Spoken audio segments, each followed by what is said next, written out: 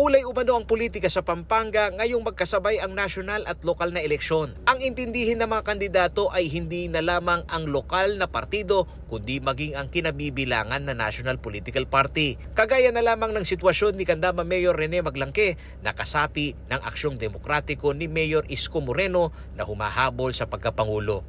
Isa si Maglangke sa mga sumalubong kay Mayor Isko nitong Miyerkules nang bumisita ito sa Pampanga.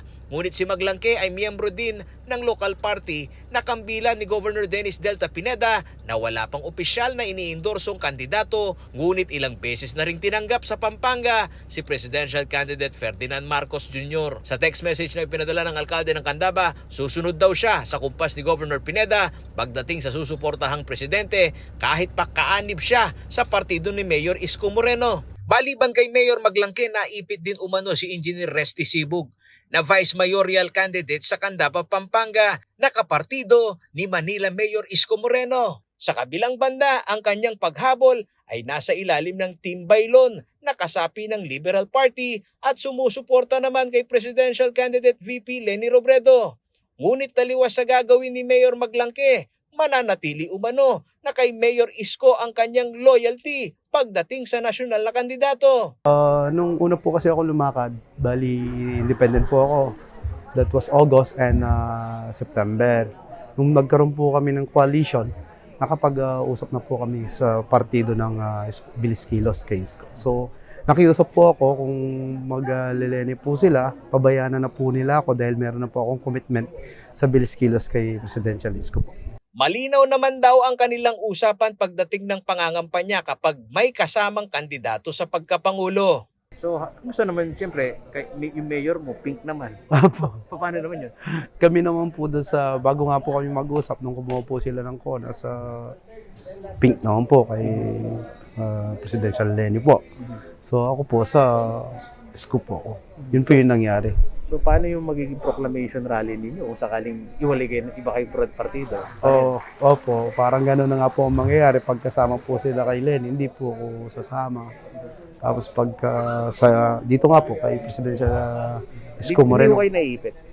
Hindi naman po sa local po, hindi naman po ganun ka-importante yung mga presidential Samantala, naguguluhan na rin umano siya sa kilos ni incumbent Mayor Rene na hindi niya tiyak kung local leader pa nga ba ng aksyong demokratiko. Parang hindi na po ata. So sa amin po parang siguro po sa ngayon sa Candaba parang lone Bilis Kilos po ako ngayon sa Candaba.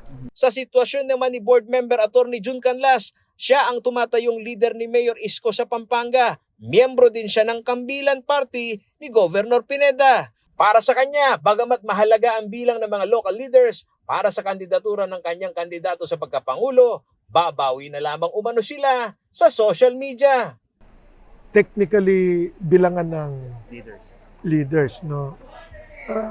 Malaking bahagi yan na meron ka mga kasama sa lokal na nagiging boses mo para maibahagi mo ang pangarap mo para sa bayan. No?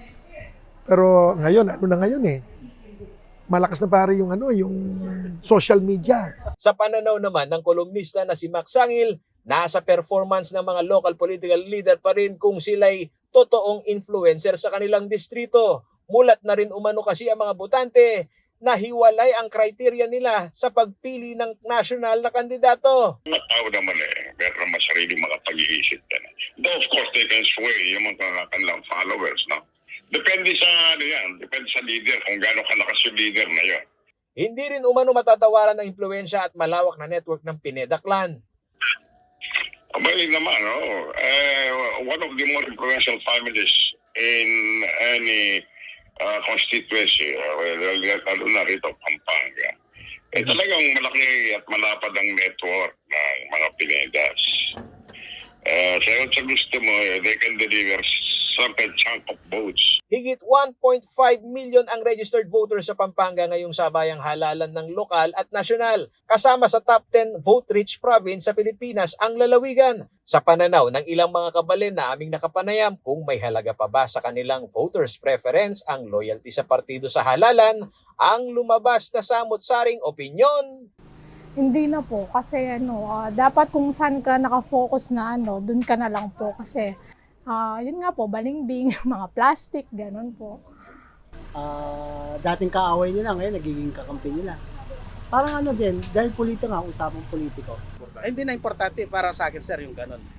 Yung baligbing man o nasa tao na kung sinong iboboto nila.